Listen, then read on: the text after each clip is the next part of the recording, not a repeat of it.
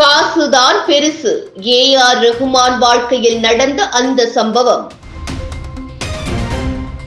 1992ஆம் ஆண்டில் மணிரத்னம் இயக்கத்தில் வெளியான ரோஜா திரைப்படத்தில் முதலாக இசையமைப்பாளராக அறிமுகமாகி இன்று சினிமா உலகையே திரும்பி பார்க்க வைத்திருக்கும் பிரபல இசையமைப்பாளர் தான் ஏ.ஆர். ரகுமான்.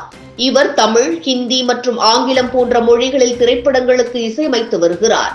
இசையின் மீது அதிக ஈர்ப்பு கொண்டு ஆரம்பித்து இன்று சினிமா உலகத்தில் பல சூப்பர் ஹிட் பாடல்களை கொடுத்து அதிக அளவில் ரசிகர்களை பெற்று வரும் ஏ.ஆர். ரகுமான் அனைவராலும் இசை புயல் என்று செல்லமாக அழைக்கப்பட்டு வருகிறார். தொடர்ந்து பல பாடல்களுக்கு சூப்பராக இசையமைத்து அதற்காக 2 முறை ஆஸ்கர் விருது, கோல்டன் குளோப் விருது, பாப்டா விருது, தேசிய திரைப்பட விருது போன்ற பல புகழ்பெற்ற விருதுகளை பெற்று இந்தியாவிற்கு பெருமை சேர்த்து வருகிறார். அது மட்டுமின்றி இந்திய அரசின் மிகவும் புகழ்பெற்ற விருதான பத்மபூஷன் விருதும் இவருக்கு வழங்கப்பட்டிருக்கிறது. முதலில் தமிழ், ஹிந்தி மற்றும் ஆங்கிலம் போன்ற மொழிகளில் வெளியாகும் திரைப்படங்களுக்கு மட்டும் இசையமைத்து வந்த ஏ.ஆர். ரகுமான் தற்போது அவர் தெலுங்கு, மலையாளம், ஆங்கிலம், பாரசீகம் மற்றும் மாண்ட்ரின் போன்ற பல மொழிகளிலும் இசையமைக்க தொடங்கிவிட்டார்.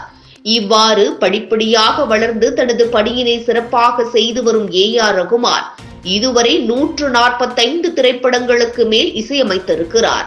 மேலும் தற்போது மணிரத்னம் இயக்கத்தில் கமலஹாசன், த்ரிஷா, ஜெயம் ரவி மற்றும் சிம்பு உள்ளிட்ட பிரபலங்கள் நடித்து வரும் தக் லைஃப் என்ற திரைப்படத்திற்கு ஏ.ஆர். ரகுமான் இசையமைத்து வருகிறார். இவ்வாறு தொடர்ந்து இசையமைப்பாளராக கொடிக்கட்டி பறக்கும் ஏ.ஆர். ரகுமான் வாழ்க்கையில் இப்படி ஒரு சோகமான கதையா என்று நினைக்கும் அளவிற்கு அவரின் வாழ்வில் சம்பவம் நடந்துள்ளது. அந்த சம்பவம் குறித்து சமீபத்தில் ஏ.ஆர். ரகுமான் கூறியிருக்கிறார். ஏ.ஆர். ரகுமானுக்கு என்ன விதத்தில் சோகம் ஏற்பட்டது என்பது குறித்து பார்க்கலாம். ஏ.ஆர். ரகுமான் சிறு வயதிலிருந்து வாழ்வில் பல கஷ்டங்களை எதிர்கொண்டு வந்தவர். அதன் பிறகுதான் இசையில் சாதித்து படிப்படியாக முன்னேறி இன்று ஒரு பிரபலமான இசையமைப்பாளராக திரை உலகத்தில் இருந்து வருகிறார். இவரின் சிறு வயதிலேயே தந்தை இறந்துவிட்ட பிறகு தாய் மற்றும் சகோதரியுடன் வளர்ந்து வந்துள்ளார். ஒரு கட்டத்தில் சகோதரிக்கு மிகவும் உடல்நிலை பாதிக்கப்பட்டு மருத்துவமனையில் அனுமதிக்கப்பட்டிருந்த போது அங்கு செல்ல முடியாமல் ஸ்டூடியோவில் வேலை பார்க்கும் நிலைமை ஏற்பட்டுள்ளது. அது குறித்து பேட்டியில் ஏ.ஆர். ரகுமான் பகிர்ந்துள்ளார்.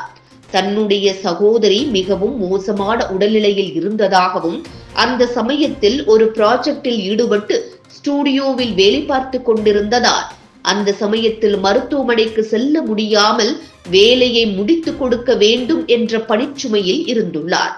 மேலும் அந்த படத்தின் தயாரிப்பாளரும் பொருளாதார நெருக்கடியில் இருந்ததால் வேலையை தள்ளி போட முடியாமல் அன்று மாலை 5 மணிக்குள் அந்த பாடலை முடிக்க வேண்டி இருந்துள்ளது. அதனால் சகோதரியின் உடல்நிலை குறித்து அம்மாவிடம் கூட கேட்க முடியாத அளவிற்கு பிஸியாக இருந்துள்ளார்.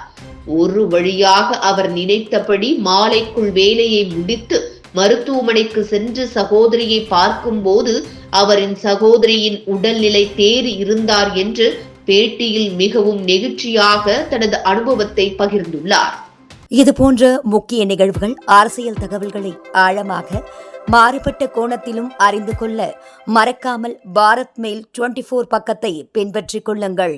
உங்கள் ஒவ்வொரு ஆதரவும் இதுபோன்ற பல நிகழ்வுகளின் பின்னணியை அறிய உதவும்.